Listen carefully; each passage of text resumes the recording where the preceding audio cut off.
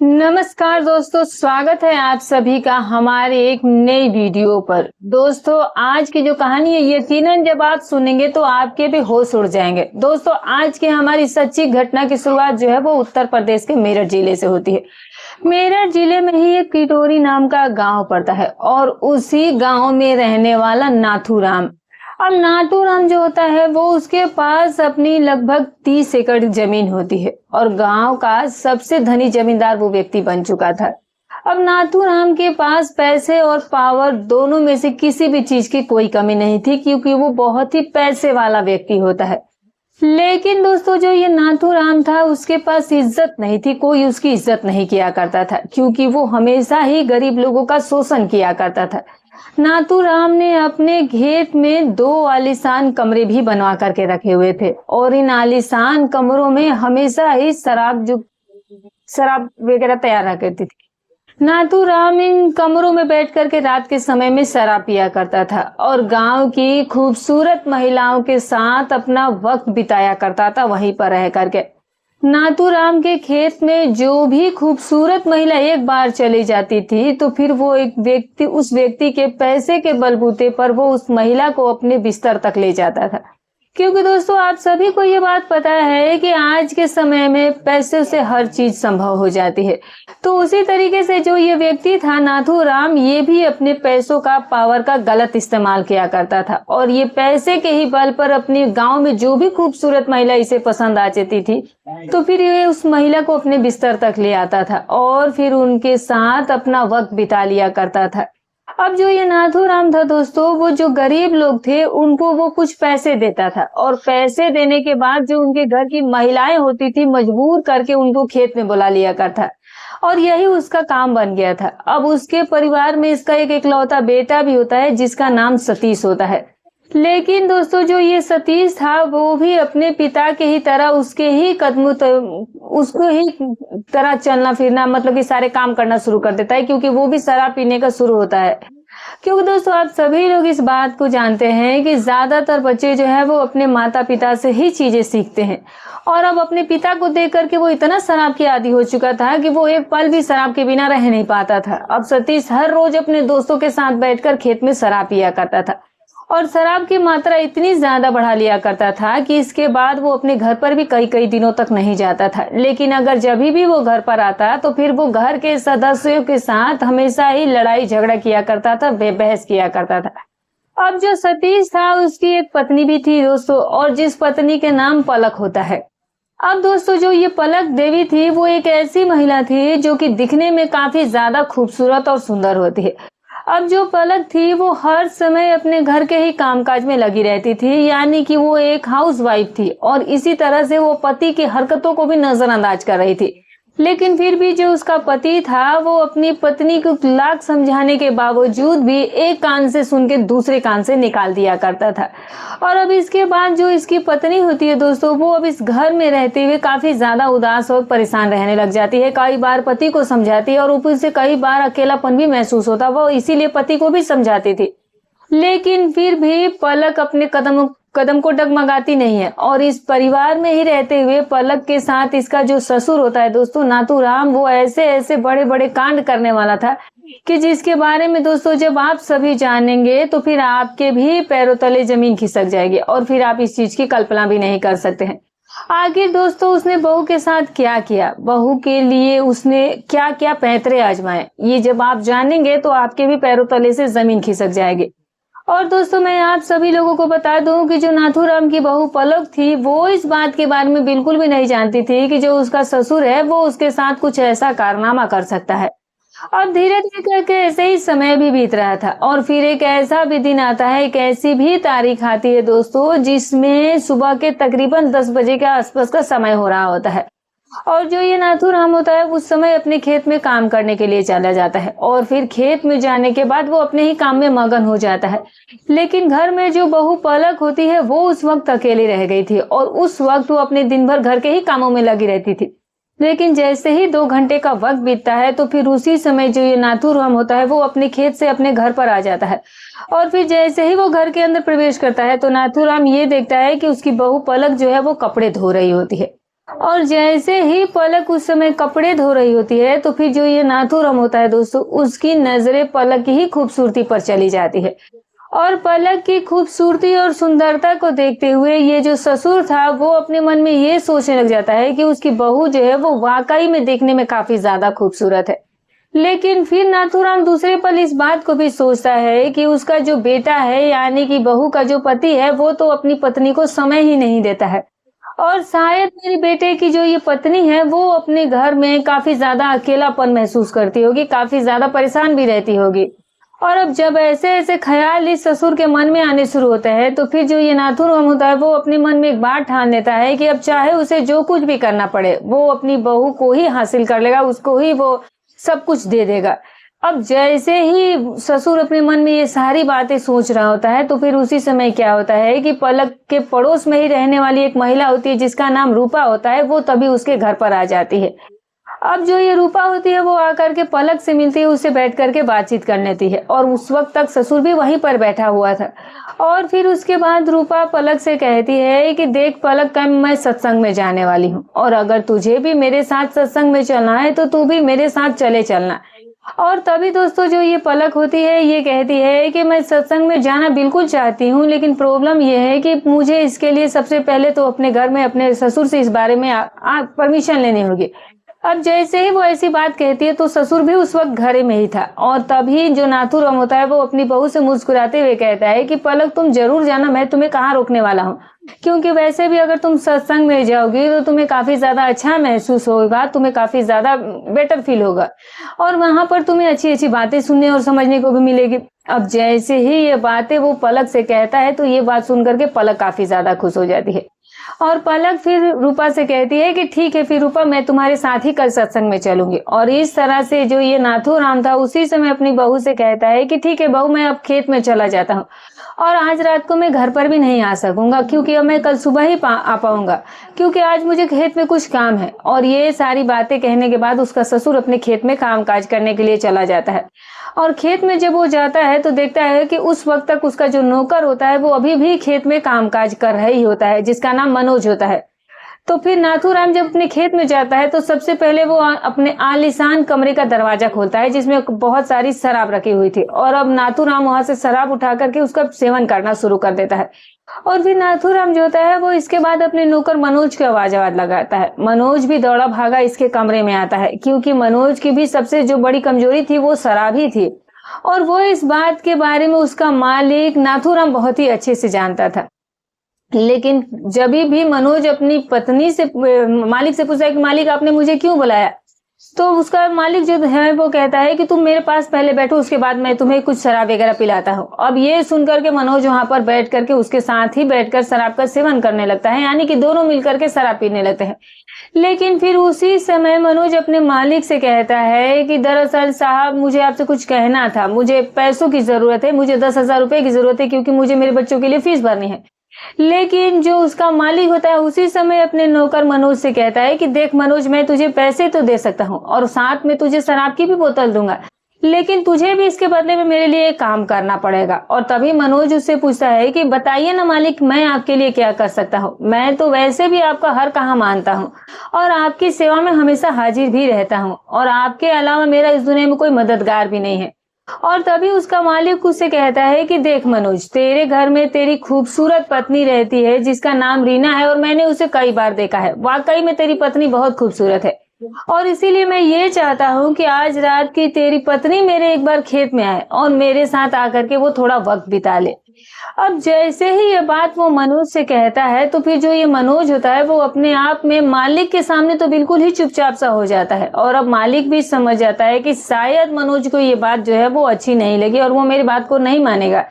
लेकिन फिर इसके बाद जो ये जमींदार होता है वो अपने नौकर मनोज से कहता है कि देख मनोज, मैं तुझे 10,000 रुपए दूंगा, थोड़ी शराब भी दे दूंगा, लेकिन बस तू इसके बदले में तू अपनी पत्नी को जब साथ में लाएगा तभी मैं तेरे लिए ऐसा करूंगा। अब मनोज जो था वो इस बात से मजबूर था क्योंकि उसके घर की आर्थिक स्थिति बहुत खराब थी, बच्चों की स्कूल फीस भी भरनी थी और घर खर्च के लिए भी उसे कुछ पैसों की जरूरत थी। तो ऐसे में उसका जमींदार मालिक जो है वो 20,000 रुपए उसे देने की बात कह करके उसे मनवा लेता है और तभी उसका जो मालिक होता है दोस्तों उसी वक्त अपनी जेब से 20,000 रुपए की गड्डी निकाल करके मनोज को दे देता है। और फिर साथ में उसको एक शराब की बोतल भी दे देता है। अब ये देख करके मनोज भी काफी खुश हो जाता है और फिर वो उस शराब की बोतल को लेकर और 20,000 रुपए लेकर के अपने गांव में वापस आ जाता है, अपने घर आ जाता है। और घर में आने के बाद मनोज सीधे ही अपने घर पर जाकर के अपनी पत्नी रीना से जाकर के मिलता है और फिर रीना से जाकर के कहता है कि मालिक ने मुझे तकरीबन 20,000 रुपए दिए, जिससे कि हमारे घर का खर्चा भी चलेगा और हमारे बच्चों का फीस भी भर जाएगा और तुम बिल्कुल ही निश्चिंत रहो। और मालिक ने हमारे सर पर हाथ रख दिया है तो हमारे कभी भी जरूरत को दिक्कत नहीं होगी। लेकिन मनोज उसे भी ये भी बताता है कि देख रीना, तुझे आज मालिक ने अपने खेत में भी बुलाया है। अब जैसे ही ये बात उसकी पत्नी सुनती है तो उसके पैरों तले से जमीन खिसक जाती है। लेकिन फिर दूसरे ही पल मनोज ये भी उससे कहता है कि अगर आज रात को तू खेत में नहीं जाती है तो फिर कल सुबह मालिक हमारे घर पर आएंगे और ये सारा पैसा लेकर के चला जाएगा और फिर इसके बदले में उन्होंने मुझे कहा है कि वो मुझे नौकरी से भी निकाल देंगे। अब जैसे ही ये बात मनोज की पत्नी रीना सुनती है तो फिर बेचारी वो भी काफी ज्यादा मजबूर हो जाती है और तभी रीना कहती है कि ठीक है, कोई बात नहीं है, मैं उसके लिए एक बार ऐसा कर देती हूँ, क्योंकि जानती थी रीना भी कि उसके घर की आर्थिक स्थिति बहुत खराब थी और बस वो अपनी आर्थिक स्थिति को सुधार करने के लिए किसी भी हद तक अब जाने को तैयार हो गई थी। और इस तरीके से दोस्तों धीरे धीरे रात हो जाती है और अब रात के लगभग 9 बजे का समय भी हो चला होता है। अब जो ये मालिक जमींदार था वो फिर से अपने नौकर मनोज के पास फोन कर देता है और फिर मनोज से कहता है कि देख, जल्दी से तू अपनी पत्नी को लेकर के खेत में आ जा।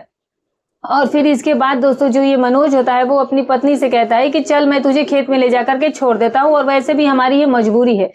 और इस तरह से रीना और उसका पति मनोज दोनों ही घर से बाहर निकलते हैं और फिर रात के इस समय में वो मालिक के खेत में पहुंच जाते हैं, जमींदार साहब के खेत में पहुंच जाते हैं।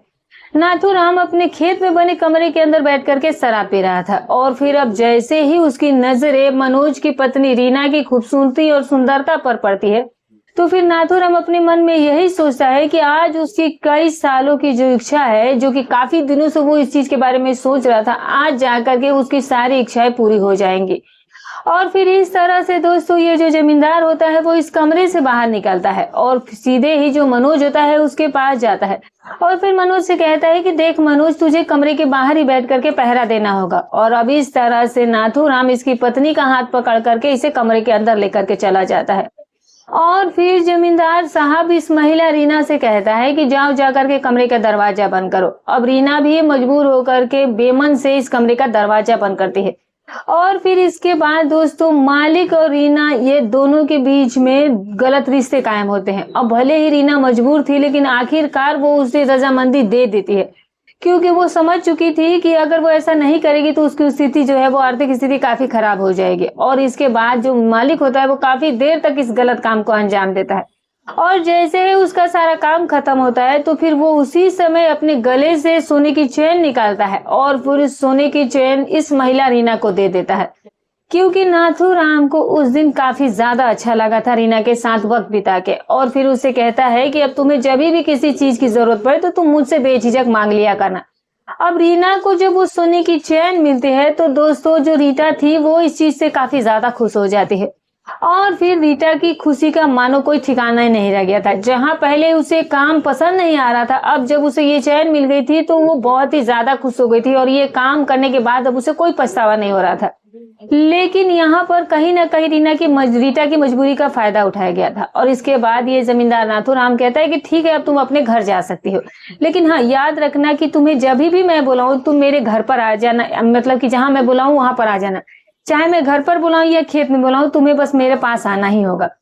अब ऐसा कहकर वो रीटा को उसके पति मनोज के साथ उसके घर पर भेज देता है और फिर दोस्तों ये खेल जो है वो ऐसे ही खेलने का शुरुआत हो जाता है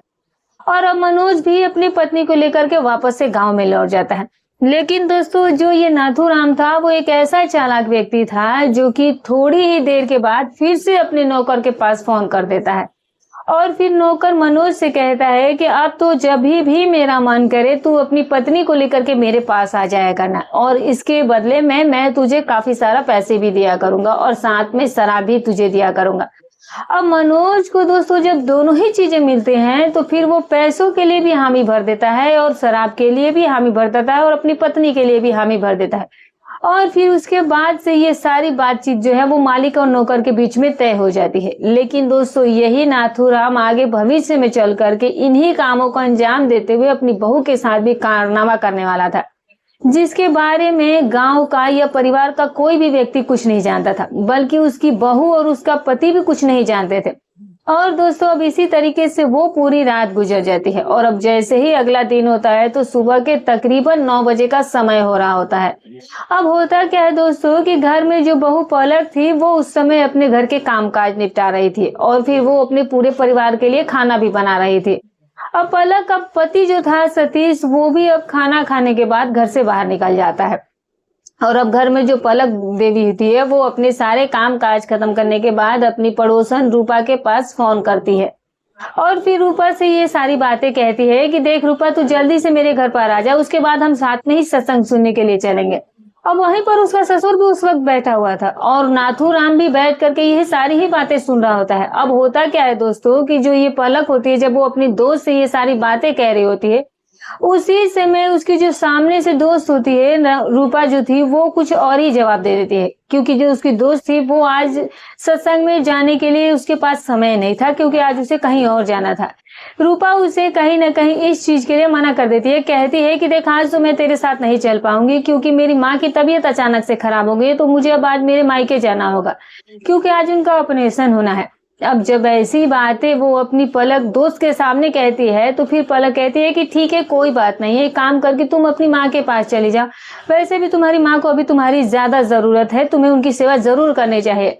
और फिर रूपा उसी समय फोन को कट कर देती है और फिर वो अपने मायके के लिए चली जाती है। लेकिन दोस्तों होता क्या है कि अब जैसे ही 10 मिनट का वक्त बीतता है तो फिर उसी समय जो ये ससुर होता है वो अपनी बहू से जाकर के कहता है कि बहू, क्या तुझे सत्संग में जाना जरूरी है? और मुझे तो लगता है कि तुझे जरूर जाना चाहिए और तेरा वहां पर अच्छा सा मन भी लगेगा और अच्छी सी बातें भी सीखने के मिलेंगे। लेकिन तभी बहू पलक कहती है कि क्या करूं पिताजी, मैं किसके साथ जाऊं, क्योंकि जो मेरी दोस्त है वो तो अचानक से उसकी माँ की तबीयत खराब हो गई तो वो मायके चले गए। लेकिन तभी उसका ससुर कहता है कि कोई बात नहीं, तुम मेरे साथ मेरे मोटरसाइकिल पर चल और फिर जैसे ही सत्संग खत्म हो जाएगा तो फिर मैं तुझे वापस लेकर के आ जाऊंगा। और इस तरह से जो ये ससुर होता है वो जैसे तैसे करके आखिरकार अपनी बहू को अपने साथ ले जाने के लिए तैयार कर लेता है। फिर पलक कहती है कि ठीक है पिताजी, मैं अभी 10 मिनट में तैयार होकर के आती हूँ। और इस तरह से नाथूराम उसी समय अपने घर का मोटरसाइकिल बाहर निकालता है। लेकिन दोस्तों नाथूराम जो था वो उसी समय जो है वो अपनी एक हथियार जो है वो एक उस तरह अपनी जेब में रख लेता है और फिर अपनी बहू से कहता है कि बहू जल्दी चलो, हमें देर हो रही है सत्संग के लिए। अब पलक भी घर से तैयार वगैरह होकर के निकलती है और फिर सीधे जाकर के इसकी मोटरसाइकिल पर बैठ जाती है। लेकिन दोस्तों पलक को ये नहीं पता था कि आज उसके और उसके ससुर के बीच में क्या होने वाला था और उसका ससुर उसके साथ क्या करने वाला था। अब दोस्तों होता क्या है कि जो ये उसका ससुर नाथूराम होता है वो अब अपनी बहू को लेकर के सीधा जहां पर सत्संग हो रहा था वहां पर लेकर के पहुंच जाता है। अब रास्ते में होता क्या है कि जो ये रसूराम होता है वो अपनी बहू के साथ ऐसी वैसी कोई हरकत नहीं की और ना ही पलक ने अपने ससुर के बारे में कोई ऐसी चीजें नोटिस की। अब होता क्या है दोस्तों कि नाथूराम अपनी बहू के ही साइड में बैठ करके सत्संग सुन रहा था। लेकिन तभी जो नाथूराम का दिमाग होता है दोस्तों वो अपनी बहू की खूबसूरती को लगातार देख करके दीवाना सा हुआ जा रहा था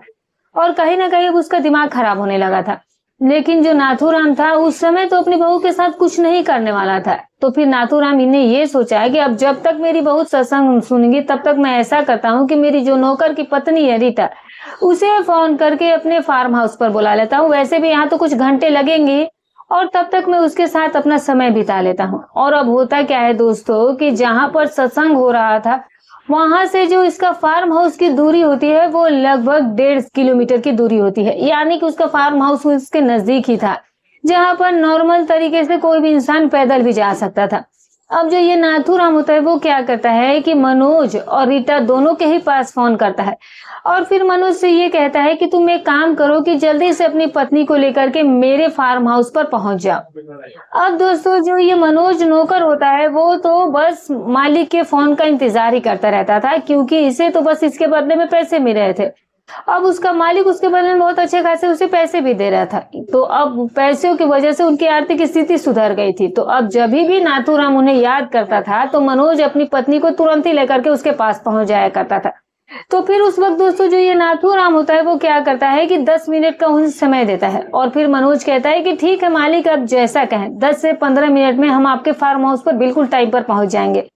और फिर उसके बाद होता क्या है दोस्तों कि जो ये नाथूराम होता है वो अपनी बहू से कहता है कि बहू देख, क्या बात है कि मुझे कुछ थोड़ा सा अपने फार्म हाउस पर काम आ गया है, तू एक काम करके तू आराम से बैठ करके यहाँ सत्संग सुन, और फिर कुछ घंटे के बाद जब सत्संग पूरा होता है तो मैं तेरे पास वापस लौट करके आता हूँ। अब पलक को क्या पता था कि उसका ससुर उस वक्त वहां पर क्यों उसे छोड़ करके जा रहा था। अब पलक को इस बात के बारे में बिल्कुल भी अंदेशा नहीं था। और फिर उसके बाद क्या होता है दोस्तों कि जो ये नाथूराम होता है फिर ये अपनी बहू को वहीं पर सत्संग में छोड़ करके जहां पर इसका फार्म हाउस होता है वहां पर पहुंच जाता है। और फिर वहां पर आने के बाद क्या करता है दोस्तों कि जो ये नाथूराम होता है वो सीधे जा करके अपने फार्म हाउस पर बैठ जाता है और इंतजार करने लगता है रीटा के आने का। और बैठे बैठे ही वहां पर भी उसने शराब की व्यवस्था की रखी थी और वहां भी वो बैठ करके काफी देर तक शराब का सेवन करता है। अब वो इतनी ज्यादा शराब पी लेता है कि वो इतनी भी शक्ति नहीं थी कि वो ठीक से खड़ा हो सके, किसी को पहचान सके अच्छे से। और लगभग आधे घंटे का समय बीत जाने के बाद जो ये मनोज होता है वो अपनी पत्नी रीटा को लेकर के सीधे ही नाथूराम के पास पहुंच जाता है। अब होता क्या है दोस्तों कि जो ये नाथूराम होता है रीटा को देखने के बाद काफी ज्यादा खुश हो जाता है और फिर रीटा भी कहीं ना कहीं इस चीज से खुशी थी क्योंकि अब उसे भी पैसे की कमी दूर हो रही थी। और उसके बाद मनोज उसके फार्म हाउस के बाहर निकल जाता है और फिर जो ये रीटा होती है दोस्तों, वो आप सोच सकते हैं दोस्तों कि अब पैसों से क्या क्या चीज खरीदी जा सकती है। उसका पति बाहर बैठ जाता था और उसकी पत्नी ही किसी गैर मर्द के साथ मिलकर के अपने काम कर रही थी। अब जो ये रीटा होती है वो नाथूराम के सीधे ही कमरे में जाती है और फिर अंदर से कमरे का दरवाजा बंद कर लिया जाता है। और फिर होता क्या है दोस्तों, आप समझ सकते हैं। अब नाथूराम तो पहले से ही नशे की हालत में धुत था, तो शुरुआत में तो नाथूराम सिर्फ रीटा से ही बात करता है और फिर जब कुछ देर का समय गुजरता है, लेकिन फिर जब कुछ देर के बाद अंदर का दरवाजा नहीं खुलता है तो लगभग 2 घंटे का धीरे धीरे समय बीत जाता है। अब बाहर बैठा हुआ मनोज काफी ज्यादा परेशान हो रहा था कि इतनी देर हो गई, रीटा अभी बाहर क्यों नहीं आई। और दूसरी तरफ सत्संग में बैठी पलक बहू जो थी वो भी अपने ससुर का आने का इंतजार कर रही थी, लेकिन 1 घंटे का बोल करके जो ये पलक का ससुर था दोस्तों, अब 2-2.5 घंटे तक वो लौट करके नहीं आया था। अब पलक ने ये सोचा कि यार क्या बात हो गई, ससुर जी आखिर आए क्यों नहीं, क्योंकि आखिर रात हो गई है तो ससुर जी फार्म हाउस पर क्या करेंगे, क्या मतलब वहां नहीं रुकेंगे। और फिर यही सोचकर जो ये बहू पलक होती है ये भी पैदल पैदल सत्संग से अपने जो फार्म हाउस होता उसी की तरफ चल देती है, क्योंकि अब रात का समय हो चुका था। क्योंकि पलक को ऐसा ही लग रहा था कि शायद हो सकता हो कि ससुर जी किसी मुसीबत में पड़ गए हो जिसकी वजह से वो लौट कर नहीं आए और ना ही कुछ उनका आता पता चला, तो उनको देखने के लिए वो उसके फार्म हाउस पर पहुंच जाती है। और दूसरी तरफ फार्म हाउस पर बैठा हुआ मनोज अपनी पत्नी के कमरे से बाहर निकलने का इंतजार कर रहा था। लेकिन दोस्तों नाथूराम ने इस रीटा को उस दिन कमरे से बाहर ही नहीं निकाला और लगातार ही उसके साथ वो गलत रिश्ते कायम करता रहा। अब होता क्या है दोस्तों, लगभग और 20 मिनट का समय बीत जाता है और फिर उसके बाद जो ये पलक होती है तब जाकर के अपने फार्म हाउस पर पहुंच जाती है। अब जब वो फार्म हाउस पर पहुंचती है तो फिर वो क्या देखती है कि बाहर बैठे हुए मनोज के ऊपर इस महिला यानी कि इस बहू की नजर जाती है। और फिर क्या होता है दोस्तों कि उस समय रात के लगभग 10-11 बज के समय हो गया था। अब दोस्तों होता क्या है कि जब पलक मनोज को वहां पर बाहर बैठे हुए देखती है तो थोड़ी देर में वो सोच में पड़ जाती है कि आखिर मनोज इतनी रात को यहाँ पर क्या कर रहा है। और तभी जो बहू होती है वो सीधे ही मनोज के पास जाती है और फिर मनोज से जाकर के पूछती है कि मनोज तुम इतनी रात को यहाँ क्या कर रहे हो। तो यहाँ पर जो मनोज होता है वो कुछ नहीं बोलता है, एकदम से ही सकपका जाता है, घबरा जाता है, चुप हो जाता है। लेकिन दोस्तों जब पलक उसे दोबारा से इस चीज के बारे में पूछती है कि तुम यहाँ पर इस वक्त क्या कर रहे हो, मैंने तुमसे पूछा तो बोल क्यों नहीं रहे हो, तो फिर जो मनोज होता है वो पलक से ये कहता है कि मालकिन दरअसल मैं तो बस यहाँ पर ऐसे ही बैठा हूँ। और तभी जो बहू पलक होती है वो मनोज से कहती है कि तुम्हारे मालिक यानी कि मेरे ससुर जी भी यहाँ पर आए हैं लेकिन वो मुझे दिखाई नहीं दे रहे, वो कहाँ गए। अब मनोज किस मुंह से कहता है कि वो उसकी पत्नी के साथ वक्त बिता रहा था उसका ससुर। और तभी मनोज जो है वो कुछ नहीं कहता, घबरा जाता है। और अब बहू जो है वो अपने ससुर को फार्म हाउस में जा करके ढूंढने लगती है। अब वो उस कमरे तक पहुंच जाती है जहां पर वो लोग अंदर में थे। अब जब कमरे को चेक करती है तो देखती है कि एक कमरे में अंदर से लॉक लगा हुआ था। अब यहाँ पर जब अंदर से लॉक लगा था तो फिर कहीं ना कहीं बहू को एक तरफ से डाउट हो लगता है कि आखिर ससुर ने कमरे को अंदर से बंद करके क्यों रखा है और बाहर में मनोज भी क्यों बैठा हुआ है, आखिर उसे कुछ न कुछ दाल में काला तो जरूर लग रहा था। अब जो ये पलक होती है वो काफी ज्यादा समझदार थी। उसने दरवाजा नहीं खटखटाया, बल्कि उसके ही कमरे में साइड में बनी हुई खिड़की होती है और उसी खिड़की से वो अंदर का नजारा देखना शुरू कर देती है।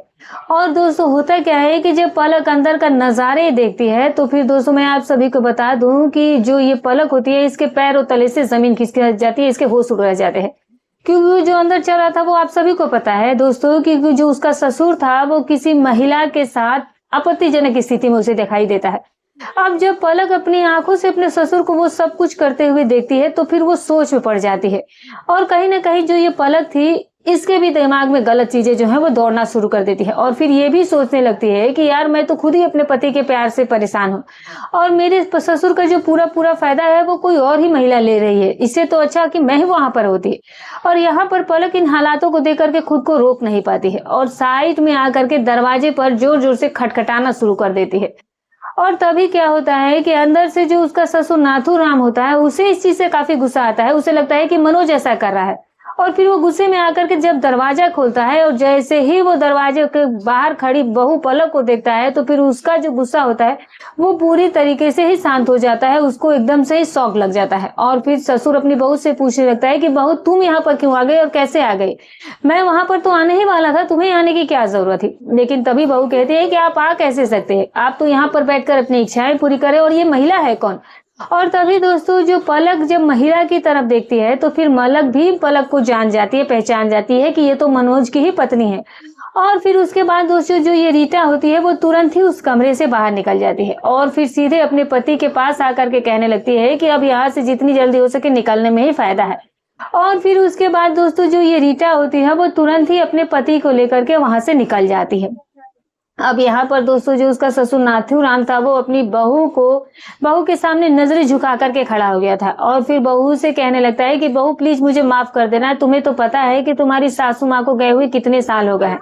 और उसके जाने के बाद मुझे कभी किसी महिला का प्यार नहीं मिला और बस मैंने इसीलिए इतना बड़ा कदम उठाया है। अब दोस्तों यहाँ पर जो उसकी बहू होती है वो अपनी इच्छाएं अपने ससुर के सामने रख देती है, कहने लगती है कि वैसे भी आपका जो बेटा है वो भी तो मुझे खुश नहीं रख पाता है, आपने कभी मेरे बारे में तो नहीं सोचा, मेरे हालातों को तो नहीं समझा। अब यहाँ पर दोस्तों जो उसका ससुर होता है वो कहता है कि बहू मैंने तुम्हारे बारे में भी कई बार सोचा लेकिन मेरी हिम्मत ही नहीं हो पाई कि मैं तुम्हारे साथ कुछ ऐसा काम कर सकूं। और फिर उसके बाद दोस्तों जो ये पलक होती है फिर अपने ससुर का हाथ पकड़ लेती है और फिर ससुर को कमरे के अंदर लेकर के जाती है। और फिर जब कमरे के अंदर लेकर जाती है और दोस्तों जब दोनों के बीच में गलत रिश्ते कायम होते हैं दोनों की आपसी रजामंदी से, तो फिर दोस्तों जो ये बहू थी वो भी कहीं ना कहीं खुश हो गई थी। अब उसने भी कभी सपने में नहीं सोचा था कि जो उसका ससुर है वो उसके साथ कुछ इस तरीके से बातचीत करेगा। लगातार 2-3 घंटे उन दोनों के बीच में जब ऐसे ही गलत रिश्ते काम होते हैं तो फिर इसी की वजह से जो ये बहू थी कहीं ना कहीं वो भी इस चीज से काफी ज्यादा खुश हो गई थी। और फिर जब पलक सारे काम को खत्म करने के बाद कमरे से बाहर निकलती है तो उसकी स्थिति भी खराब हो जाती है। तो दोस्तों इस तरीके से ससुर और बहू की मुलाकात हुई थी और इस तरीके से रिश्ता यहाँ आकर के खत्म हुआ। तो दोस्तों ये रही कहानी। दोस्तों हमारी वीडियो बनाने का उद्देश्य किसी की भावनाओं को ठेस पहुंचाना नहीं, ना ही किसी के दिल को आहत करना, बस केवल आपको सतर्क करना है, आपको जागरूक करना है। तो दोस्तों जो भी राय हो कमेंट करके जरूर बताइएगा। फिर मिलूंगी कल एक और नई वीडियो के साथ, तब तक अपना और अपने परिवार का ख्याल रखें।